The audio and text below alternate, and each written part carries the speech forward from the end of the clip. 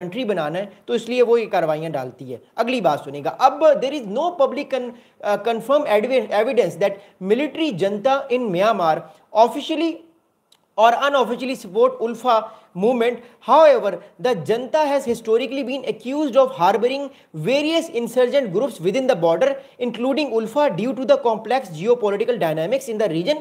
The Myanmar military primary focus is on internal conflicts and maintaining control over its territory, which sometimes result in indirect tolerance of foreign insurgent groups operating in border areas. अब मेरी वही बात जो मैं कह रहा हूँ वो हुई, म्यांमार की गवर्नमेंट को सपोर्ट कौन कर रहा है? चाइना। म्यांमार की गवर्नमेंट ये अफोर्ड नहीं कर सकती कि जिन लोगों को चाइना सपोर्ट कर रहा है उनके खिलाफ वो एक्शन ले, इसलिए वो कई बार आंख मार के कहती है कि ठीक है आप इन इलाकों में आ जाओ, लेकिन ज़्यादा अंदर नहीं आना, बस इन इलाकों तक रह के जो भी काम करना है करना, हम आपको सपोर्ट तो नहीं करेंगे लेकिन आपने जो करना है आप कर लें, बट इतनी कार्रवाई डालना कि कल को कोई हमारे पे उल्टी कार्रवाई ना हो जाए। So you know they want के एस्केलेशन इतनी हो जिससे मामला ख़राब ना हो, बट भारत की तरफ से अटैक फर्म हुआ है। अब देखते हैं कि आने वाले टाइम पे म्यांमार का क्या रिएक्शन होगा, क्या म्यांमार की जनता को चाइना और सपोर्ट करेगा, क्योंकि देखिए म्यांमार में इस टाइम खुद भी इंटरनल कॉन्फ्लिक्ट है, पिछले तकरीबन 2-2.5 साल हो गए हैं वहाँ पे सिविल वॉर हो रही है। मिलिट्री जनता को तो ये लगता था कि वो ईजिली जिस तरह पहले उन्होंने कूप्स किए थे वो कर लेगी, लेकिन इस बार खाता उनके गले फिट हो चुका है और उल्टा लोगों ने हथियार उठा लिए और पूरे के पूरे कंट्री में सिविल वॉर शुरू हो चुकी है। अगली बात सुनिएगा। अगली अहम बात यह है कि भारत की तरफ से क्या एक्शन लिया गया। देखिए 17 अक्टूबर को आसाम में भारत की एक पुलिस चेक पोस्ट थी या एक सिक्योरिटी चेक पोस्ट थी, उसके ऊपर एक बहुत बड़ा अटैक हुआ है। अब भारत ने बदला तो लेना था, ऑब्वियसली भारत ने अपने ड्रोन्स भेजे हैं। हमारे पास ये इंफॉर्मेशन आ रही है कि in a series of overnight aerial strikes on October 20, मतलब कल, an unidentified drone targeted in initial assessment several command centers and living quarters were reportedly destroyed in the strikes. अब हुआ यह है कि भारत ने जो है वो रात गए करके भारत ने जो है वो एक ड्रोन भेजा है। अब कहा ये जा रहा है, अब 2 रिपोर्ट्स आ रही हैं। पहली रिपोर्ट ये कि ये अनआइडेंटिफाइड स्ट्राइक है, but we all know that कि अनआइडेंटिफाइड नहीं है। वी ऑल नो दैट कि ये भारत ने ही स्ट्राइक करवाई है, बिकॉज भारत के ऊपर पिछले दिनों अटैक्स भी हुए थे तो उसने बदला तो लेना था। अब मेरी पर्सनल असेसमेंट में ये स्ट्राइक जो है ये इंसर्जेंट ग्रुप पे कहाँ पर हो सकती है, कहाँ पर ये इस टाइम बैठे हुए हैं, किस जगह पे स्ट्राइक हो सकती है। मैं आपको मैप दिखाता हूँ। ओके, ये मैप तो म्यांमार का है, ये वाला मैप मैं आपको दिखाता हूँ, लेकिन आई थिंक ये मैप थोड़ा सा मुश्किल आपको नजर आएगा, बट समझिएगा इस मैप को जो मैं बता रहा हूँ। There we go again. Okay, अब ये वाला जो इलाका आप देख रहे हैं ना, ये वाला इलाका, इस सारे इलाके में इस टाइम ये इंसर्जेंट ग्रुप बैठे हुए हैं।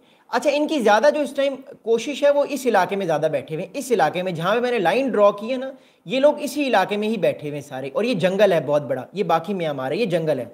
मेरी अपनी पर्सनल असेसमेंट ये है, मेरी अपनी पर्सनल असेसमेंट क्या है, मेरी अपनी पर्सनल असेसमेंट ये है कि जो एयर स्ट्राइक हुई है या ड्रोन स्ट्राइक हुई है ये इस इलाके में हुई है, इस इलाके में कहीं हुई होगी, क्योंकि आगे आसाम आता है और आगे नागालैंड और आसाम इस साइड पे ही है, तो ये स्ट्राइक इस जगह पर ही हो सकती है। जिस जगह को मैं इस टाइम जो है वो क्रॉस करके ये जगह बना रहा हूँ, इस जगह पे किसी जगह स्ट्राइक हुई हो, क्योंकि ज़्यादातर सेफ हेवंस इस साइड पे हैं, बट मे भी कहीं और हुई हो, but that's how it is.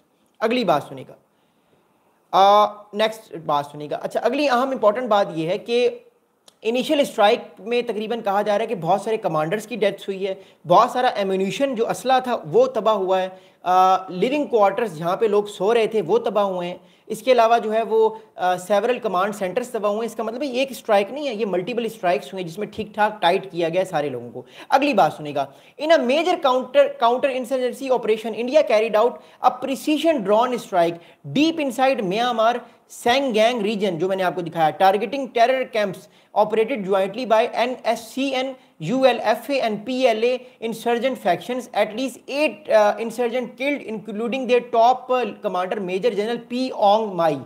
Major general Ping Ong Mai साहब जो है वो भी फारिग हो गए हैं, उनकी भी डेथ हो गई है, और साथ में 8 इंसर्जेंट की डेथ हो गई है। So what I am saying is that के की तरफ से ये टॉलरेशन अब कम की जाएगी, आने वाले टाइम पे भारत और ज़्यादा स्ट्राइक करेगा। अच्छा, अब अगली बात सुनिएगा। अगली इंपॉर्टेंट बात ये है कि the strike conducting during the early hours of Tuesday, आज अलग सुबह ये मामला हुआ, यानी आज ट्यूसडे है, पाकिस्तान में 11:25 हो रहे हैं। हमारे पास ट्विटर पे ट्रेंड चला है, रात को 1:30 से 2 बजे ट्रेंड चलना शुरू हुआ है।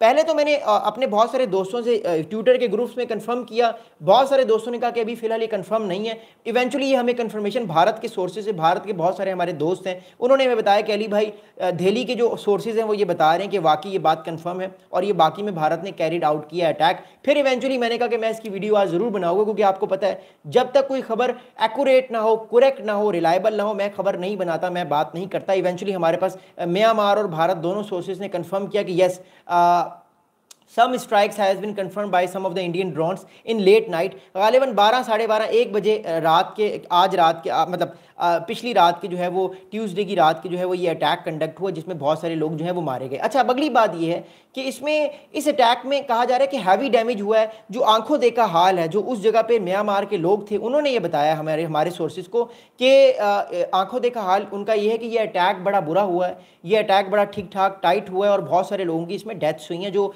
आई विटनेस उस टाइम वहाँ पे बैठे हुए थे, जो उन्होंने देखा, आंखों देखा हाल, हमें उन्होंने ये बताया। अगली बात सुनेगा। अब according to a lot of Indian intelligence sources, one of the top NSCN commander was killed. मैंने आपको ऊपर बताया कि जनरल, क्या नाम है उन जनरल साहब का जिनकी डेथ हुई है, जनरल जेन पी ओंग माई। जनरल जेन पी ओंग माई जो है, इसको मार दिया गया है, इसको फारिग कर दिया गया, इसको एलिमिनेट कर दिए गए भारत ने, और ये टॉप कमांडर था। और सप्लाई डिपोज भी फारिग कर दी गई। अच्छा, सप्लाई डिपोज क्या होते हैं? जहाँ पर सप्लाई की जाती है एक जगह पर, यानी कहने का मतलब है कि यहाँ पे डिपो है, बहुत बड़ा डिपो है, यहाँ से लोग क्लैशन कॉफ्स लेके या असला लेके बाहर आगे बॉर्डर पर जाके लड़ेंगे, तो स्टोरेज फैक्ट्री आप कह लें, तो उसको भी जो है वो फारिग कर दी, उसको भी तबाह कर दिया। अच्छा, अब ये हुआ क्या? ये रिवेंज लिया है भारत ने रिवेंज लिया है। और ये रिवेंज लिया क्यों है, इस बात को समझिएगा और सुनिएगा। The targeted camps were reportedly being used across border staging points for operation against Indian forces in Arunachal Pradesh and Nagaland. अब कहा जाता है भारत का जो रियासत अरुणाचल प्रदेश है और नागालैंड है, उसके ऊपर ये लोग अटैक करते थे। असम पर भी ये करते थे, लेकिन ये नागालैंड पर और जो अरुणाचल प्रदेश था उस पर ये अटैक ज़्यादा करते थे, जिससे भारत के अंदर गम और गुस्सा था। दिल्ली में बड़े तब चढ़ी हुई थी, लोग गुस्से में थे दिल्ली में कि भाई ये क्यों इस तरह के अटैक्स हो रहे हैं, इन अटैक्स को जितना जल्दी हो इनको फारिग किया जाए, इनको रोका जाए, ताकि कल को भारत पर प्रॉब्लम ना आए। मैं आपको दोबारा दिखाता हूँ कि ये अटैक्स कर कहाँ पे रहे थे, सुनिएगा। अरशद भाई, फिलहाल तो लड़ाई का मैं कुछ नहीं कह सकता, मैं इस पर ज़रूर बात करूँगा। ओके, अरुणाचल प्रदेश पे ये अटैक करते थे इस जगह पर, और नागालैंड, इन दो जगहों पे अटैक करते थे। फिर बाद में ये असम पर भी इन्होंने अटैक शुरू कर दी और मणिपुर में भी कभी कभी करते हैं, बट जो मेजर स्टेट्स हैं वो नागालैंड है और अरुणाचल प्रदेश। यहाँ ये दो मेन इनकी साइट्स हैं जहाँ पे ये सबसे ज़्यादा जो है ये अटैक्स करते हैं और ठीक ठाक तंग करने की कोशिश करते हैं भारत को, और भारत बड़ा परेशान है इस जगह पे। अगली बात सुनेगा। अगली अहम इंपॉर्टेंट बात यह कि अब the drone employed in the operation and believe to have utilize precision guided munitions. अब इसमें precision guided munitions enabling minimal collateral impact while ensuring total neutralization of high value targets. This makes a continued evolution in India's drone warfare capability under its modernization counter insurgency doctrine. अब मैं आपको एक चीज़ बताता हूँ, इस चीज़ को ज़रा समझिएगा।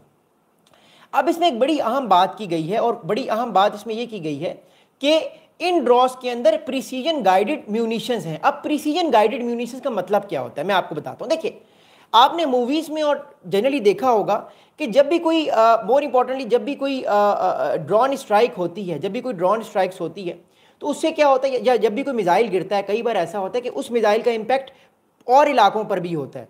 उस मिसाइल का अटैक, उस मिसाइल का जो है वो हमला और इलाकों तक भी होता है, और इलाके भी तबाह होने के चांसेस होते हैं। मिसाल के तौर पे एक मिसाइल है, उसने इस जगह पर हिट करना है, बट उसका मतलब ये नहीं कि सिर्फ ये जगह तबाह होगी, आसपास के इलाके भी तबाह होंगे। बट प्रिसीजन गाइडेड म्यूनिशन का मतलब होता है कि जिस जगह पर अटैक किया गया है सिर्फ वही जगह तबाह होगी, बाकी इलाकों पे नुकसान नहीं पहुंचेगा। तो इसको प्रिसीजन गाइडेड म्यूनिशन कहते हैं कि सिर्फ उसी जगह पर जो है वो अटैक होता है और वही जगह तबाह होती है। तो भारत अपनी ड्रोन कैपेबिलिटीज़ को बढ़ा रहा है, और साथ में पाकिस्तान भी अपनी ड्रोन कैपेबिलिटीज़ को बड़ी बेहतर करने की और बढ़ावा देने की भरपूर कोशिश कर रहा है। अगली बात सुनिएगा।